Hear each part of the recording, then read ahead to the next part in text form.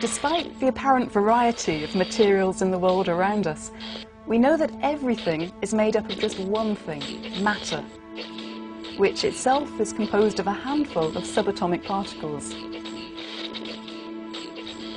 But when the universe was born, about 14 billion years ago in the Big Bang, two types of matter were created: ordinary matter, of which we and everything else around us are made, and antimatter, a kind of opposite version of it.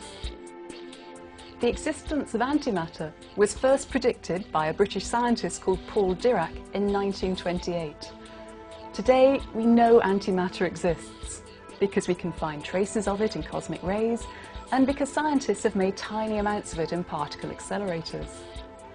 Now, the universe is vast, but it all seems to be made of matter.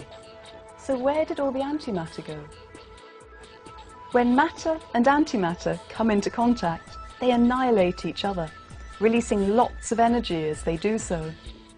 In fact, a collision between just 1 kilogram of antimatter and 1 kilogram of matter would release the same energy as exploding 43 million tons of dynamite.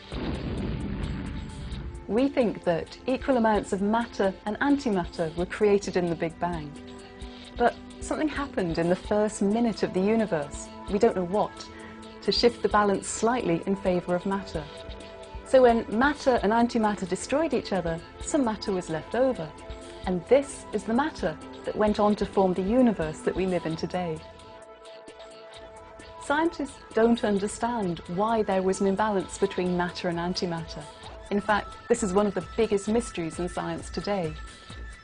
We do know, though, that antimatter is like a mirror reflection of matter, but not quite.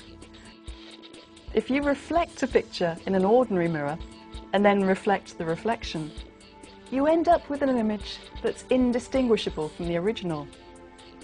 Antimatter is like matter that has been reflected in such a way that when you try to reflect it back again, it doesn't quite go back to looking the same as before.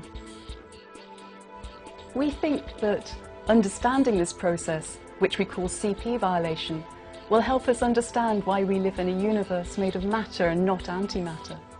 But to really understand antimatter, we need an experiment that can recreate the conditions just after the Big Bang.